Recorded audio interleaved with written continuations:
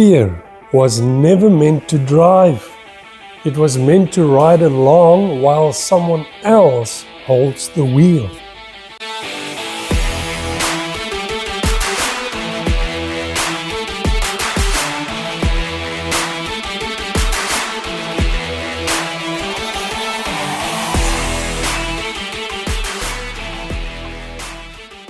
Can I ask you something? When last did your heart properly race? And not from a workout, not from running for a plane you nearly missed, but from actual fear. Maybe it was waiting for the results envelope from a doctor. Maybe it was a phone call from a number you didn't recognize late at night, and for 3 rings your brain wrote an entire tragedy before you even answered. Maybe it was standing outside the interview room, rehearsing your own name in case you forgot it.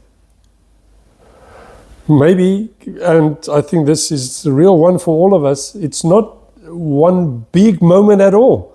It's just a low hum that never fully switches off. Am I going to be okay? Is this relationship going to work? Am I going to make it financially? Am I going to be somebody, or am I going to be a disappointment? You know, that hum, that's what we're talking about today. We're in the 5th part of emotion erosion, and up to now we've looked at guilt, envy and anger. Emotions that, left unchecked, quickly eat away at who we are. And today we're looking at one that might be the oldest of them all.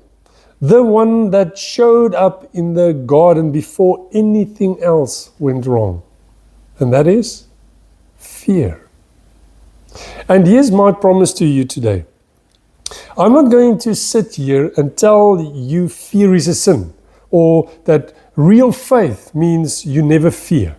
That's not true. Honestly, that's not even biblical.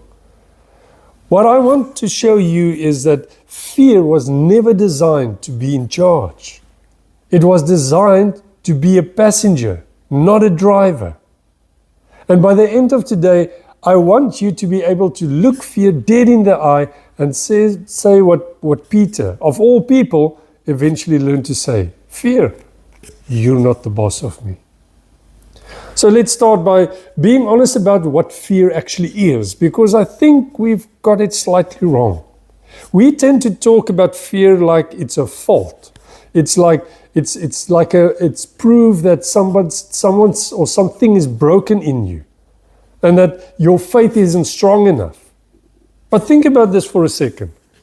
Where does fear actually come from? Fear comes from the imagination. It comes from the ability to take what you know, your knowledge, your memory, your experience, and project it forward into the future that hasn't happened yet. And that's an incredible gift, genuinely. It's one of the most remarkable things about being made in the image of God. Animals live almost entirely in the present. A dog doesn't lie awake wondering if it left the stove on. But you can. You can imagine tomorrow. You can imagine next year. You can dream up a business that doesn't exist yet. You can plan a wedding you haven't proposed to yet. You can picture yourself qualified, married, healed, free, years before it even happened. Now that forward projecting mind is actually what let Noah build an ark for rain nobody had ever seen. It's what let Joseph store grain for the famine that hasn't arrived yet. It is what lets many of you sit in the lecture hall today for a job you only start in 3 years' time. That's a gift. But here's the burden. This very same wiring that lets you imagine a better future also lets you imagine a worse one. The same imagination that can build a boat for a flood can also build a shipwreck that never happens. For every what if it works out, your brain is fully capable of generating 20. What if it doesn't? What if she says no? What if I fail the module? What if they find out I'm not actually as capable as they think? What if I end up alone? What if? So fear isn't some foreign invader that has nothing to do with the rest of who you are. It's the shadow side of your own God-given ability to think ahead. You can't have one without the possibility of the other, which means fear, in some form, is a permanent resident in the human experience. It's not going anywhere. The question was never going to be, how do I get rid of fear completely? The real question is, who's in charge? Me or fear? Because when fear takes the driver's seat instead of riding along as a passenger, here's what's going to happen to you. First of all, it puts you off balance. You start making decisions from a place of dread instead of clarity. And second, it makes you distracted. You can be sitting right in front of someone you love and be thousands of kilometers away, replaying a worst case scenario. And thirdly, it can make you overly protective of your heart, your image, or comfort, or your plans. So overly protective until you're guarding yourself right out of actual living. And then fourth, maybe the sneakiest one of them all, it makes you deeply self-absorbed. Fear has a way of shrinking your whole world down to just you and your problem. Everyone and everything else disappear. That's not a small thing for us as a community that's meant to be looking out for each other. So that's the shape of the problem. Now let's look at how Jesus responded to it, because at first glance, his response sounds almost careless. If you go looking, fear not, and don't be afraid, show up constantly in Jesus' teaching. And if you're not careful, it can sound like the emptiest advice a person could ever give. It's the kind of thing that said by the wrong person at the wrong time makes you want to grab them at the shoulders and say, you have no clue what's really going on. Do you understand what actually is happening right now? There's one moment where you see this tension in its sharpest form. It's when Jesus commissions his 12 apostles, handpicked them, gives them authority, and then sends them out. And you'd expect this end of speech to be encouraging. Instead, listen to what Jesus actually tells them. And this is recorded in Matthew chapter 10. Look, I am sending you out as sheep among wolves. So be as shrewd as snakes and harmless as doves. Beware, for you will be handed over to the courts and will be flogged with whips. A brother will betray brother to death, and the father will betray his own child. Children will rebel against their parents and cause them to be killed. And everyone will hate you because you are my followers. That's the contract. Sheep among wolves, flogged, betrayed by your own family, hated by everyone. If a leader gave you that briefing today before a mission trip, most of us would be looking for the nearest exit. And then, almost in the same breath, Jesus said this, don't be afraid of those who want to kill your body. They cannot touch your soul. Read in isolation, don't be afraid, sounds almost naive. Almost like he hasn't thought it through.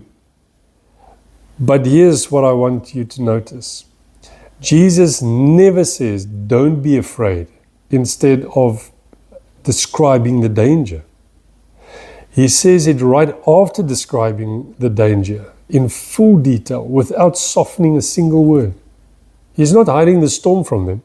He's telling them the storm is real and that it still doesn't get to be their boss. That's a completely different kind of command than, don't worry, it's all going to be fine. It's closer to a father saying to his kid before difficult surgery, this is going to be hard, it's going to hurt, and I'm not leaving your side for one moment. The command to not fear was never meant to stand on its own. It's only ever safe to say to people who also have a reason to trust the person saying it. So the real question isn't, can Jesus really expect us not to fear? The real question is, does Jesus have the credibility to back that command up? And that's exactly what he sets out to prove. Not with another speech, but a couple of field trips. Jesus was a master teacher, and a master teacher knows that you don't unlearn fear from a lecture. You unlearn it in the middle of an actual storm, with your knuckles white on the boat rail. So he takes his disciples quite deliberately into 3 connected experiences. That's basically the curriculum of fear. Remember the storm on the lake? You find it recorded in Mark chapter 4 and Matthew chapter 8. The disciples are crossing the Sea of Galilee, a lake that's famous for sudden violent squalls because of the way the surrounding hills tunnel wind down onto the water. A furious storm hits. Waves are breaking over the sides of the boat, water filling the boat. And several of these disciples are professional fishermen. This isn't their first storm.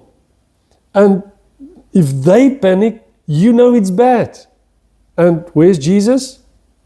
He's asleep in the back of the boat on a cushion, in the middle of what they were convinced is their final moments alive. And they wake him up, and it's not a gentle nudge. It's basically, teacher, don't you care that we're going to die? And Jesus stands up, and he doesn't grab an oar. He doesn't start bailing water.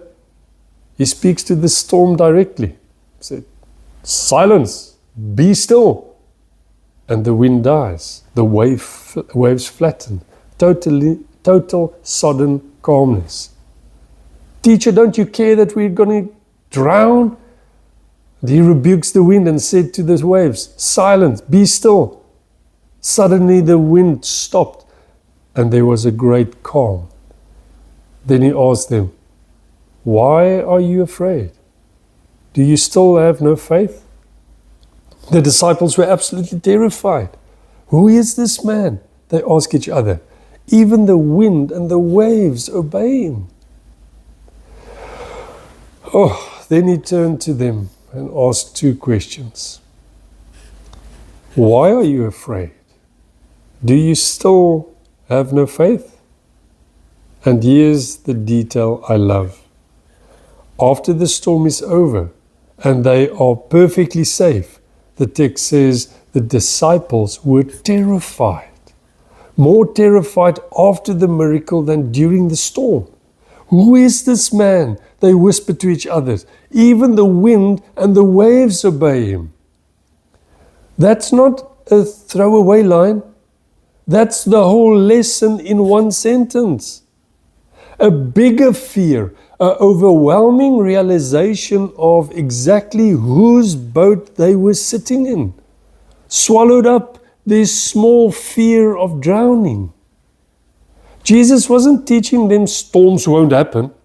He was teaching them, you are never in a storm without me in the boat. Fear of circumstance gets dwarfed the moment you actually reckon with who's present with you in it. Straight after this, and it's not a coincidence that Matthew places it right alongside the same don't be afraid teaching to the 12.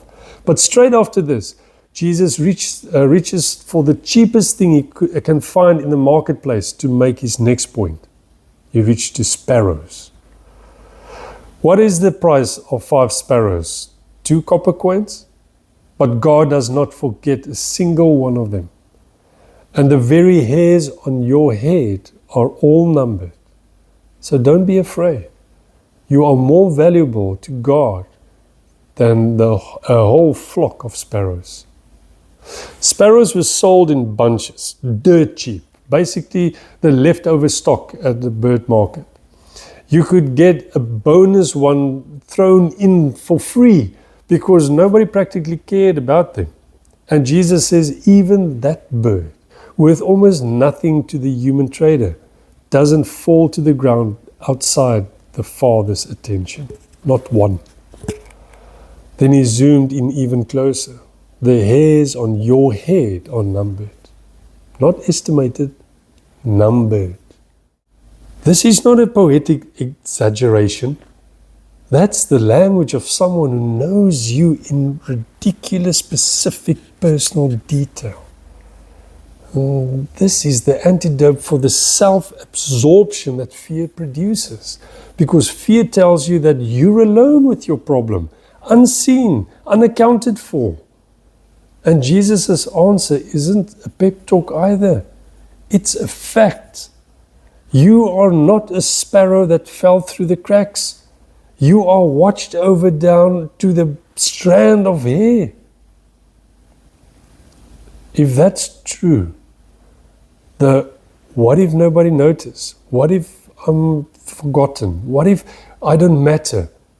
That fear starts to lose grip. The third field trip Jesus took his disciples on is the one that always gets me, because Jesus doesn't just let this storm happen, he arranges it. Look at how Matthew 14 puts it up. Right after feeding the 5,000, Jesus makes these disciples get into a boat and go on ahead without him. Not invites them to go, he makes them to go. He sends the crowd away and he goes up the mountain alone to pray. So now it's night. The disciples are out on the water alone. No Jesus in the boat this time, and they're battling a strong headwind, straining at the oars, making almost no progress, and yet another storm breaks out. And somewhere between 3 and 6 in the morning, they see a figure walking towards them on top of the water. And their first reaction isn't relief, it's terror. It's a ghost, they scream. Which, fair enough, nothing in their experience prepared them for what they were looking at right now. Listen now, Matthew tells this story. When the disciples saw him walking on the water, they were terrified. In their fear, they cried out, "It's a ghost!" But Jesus spoke to them at once. "Don't be afraid," he said. "Take courage. I am here." Then Peter called to him, "Lord, if it's really you, let me come to you walking on the water." "Yes, come," Jesus said. So Peter went over the side of the boat and walked on the water toward Jesus. But when he saw the strong wind and the waves, he was terrified and began to sink. "Save me, Lord," he shouted. Jesus immediately reached out and grabbed him. Beautiful. Peter, because it's always Peter, says something wild. He says, "Lord, if it's really you, tell me to come to you walking on the water." And Jesus say one word, "Come." And Peter climbs out the boat and he starts to walk on water, actually doing it, until he takes his eyes off Jesus, until he noticed the wind and the waves, and he started to sink. "Save me, Lord," he shouts, and Jesus reaches out immediately and catches him. Here's what I think this field trip was really about. This wasn't primarily a lesson about walking on water. It was a lesson about where your eyes are pointed. Peter didn't sink because the wind picked up. The wind had been blowing the whole time. He sank the moment his attention shifted from the person who called him out onto the water to the size of the problem underneath his feet. Fear doesn't usually attack you with new information. It attacks you by getting you to stare at the waves you were already standing on top of. And notice Jesus deliberately put them in this position, alone at night, against a headwind, without him physically present in the boat. Why would he do that on purpose? Because the whole curriculum only works if it gets tested when he's not visibly, physically right there. Faith that only holds up while Jesus is sitting next to you in the boat isn't faith yet. It's just comfort.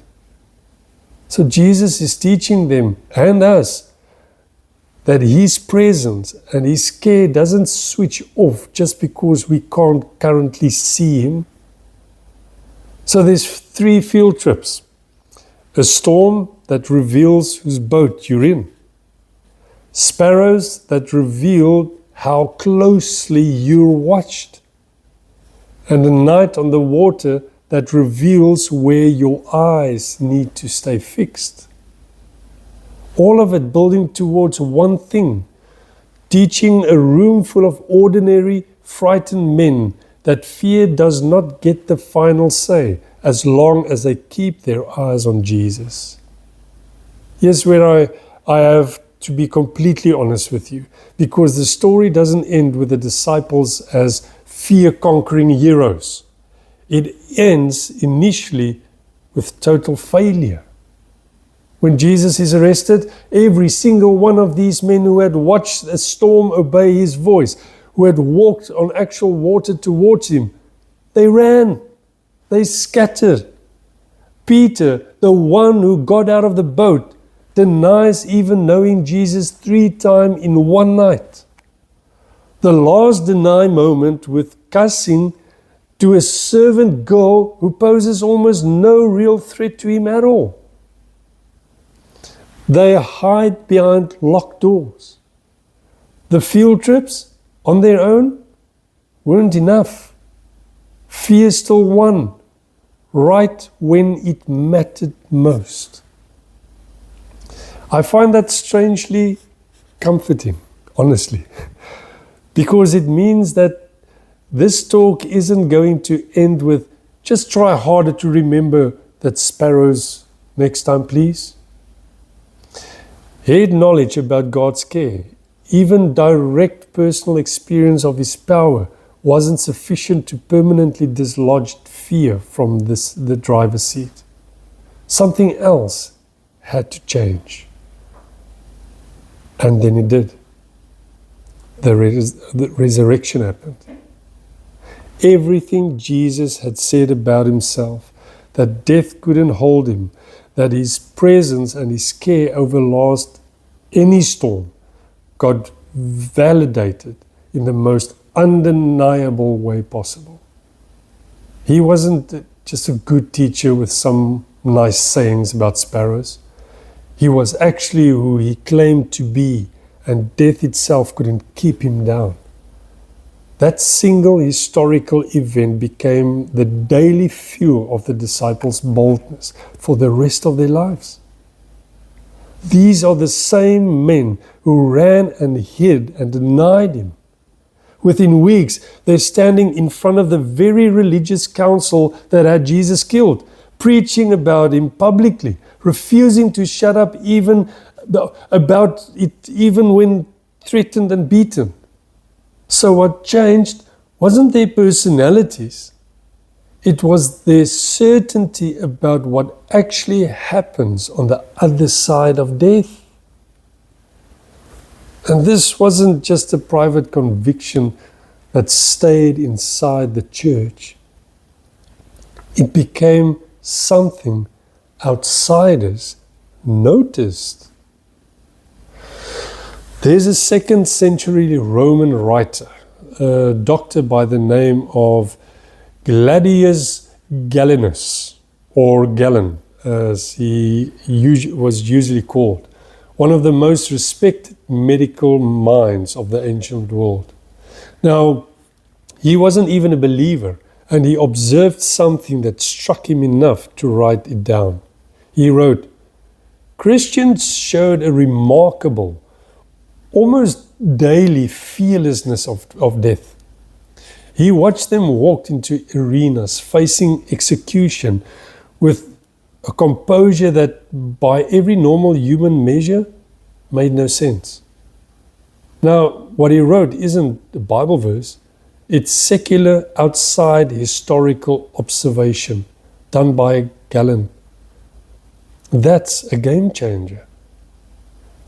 Not a technique for managing anxious thoughts, not just a set of coping mechanisms, an actual historical event that permanently withdrew the boundaries of what these people had left to lose. If death itself has been beaten, and you belong to the one who beat it, then the very worst thing fear can threaten you with has already lost its teeth.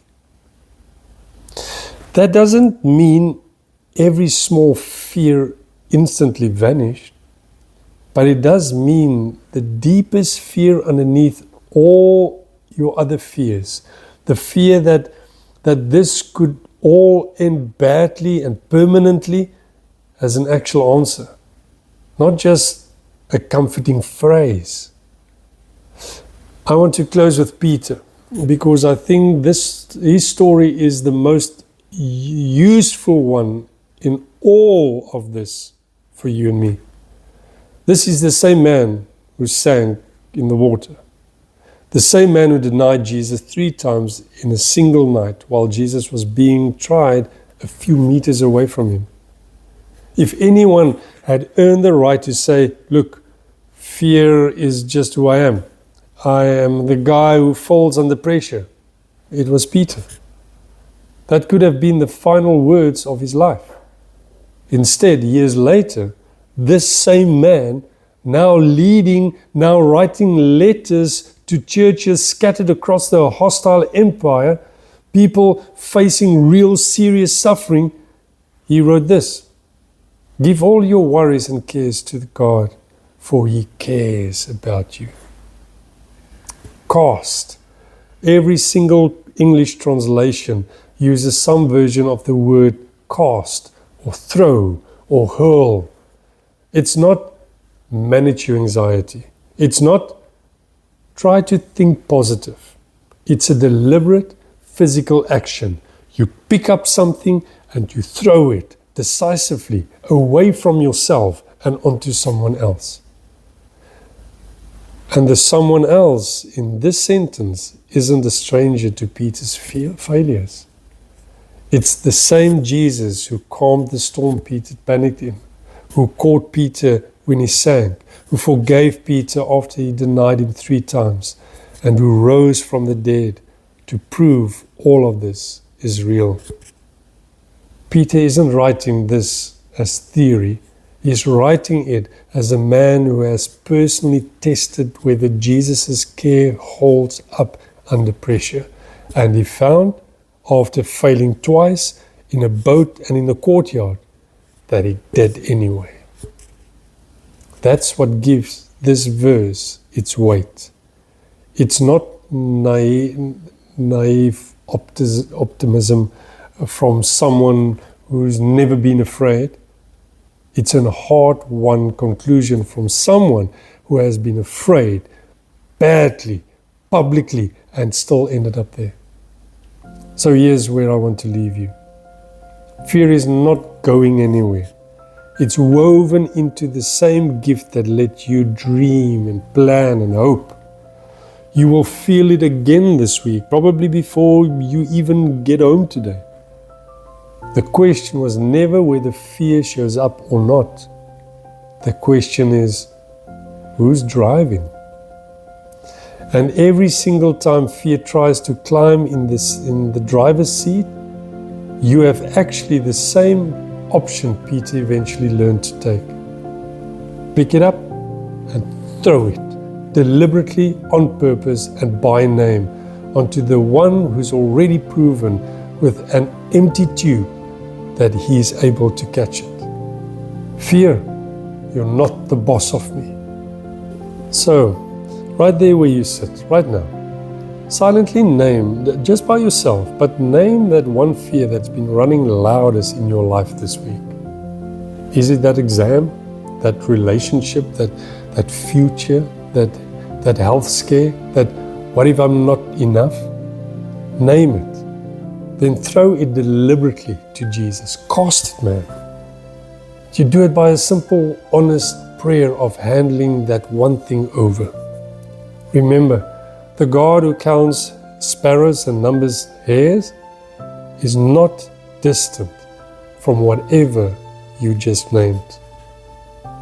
He is with you in your boat.